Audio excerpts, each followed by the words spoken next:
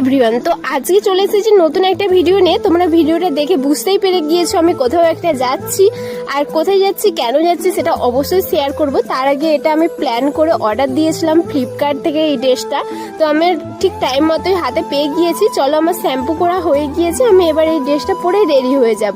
আর আমি তো খুব সহজ সিম্পল ভাবেই রেডি হয়ে গিয়েছি, তার সঙ্গে ম্যাচিং করে নেল পালিশও পরে নিয়েছি, আর তার সঙ্গে এই পার্সটা আমি আজকে ক্যারি করছি।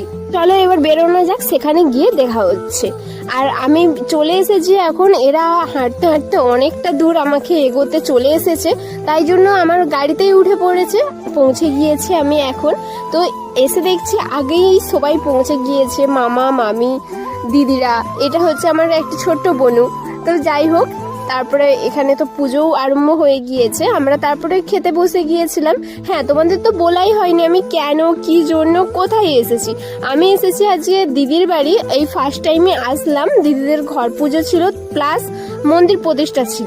খাওয়া দাওয়া শেষ করে কিন্তু আমরা সবাই মিলে একটু ঘুরতে বেরিয়েছিলাম। আর কোথায় গিয়েছিলাম, কতটা মজা করলাম অবশ্যই নেক্সট ভিডিওয়ে দেখাবো।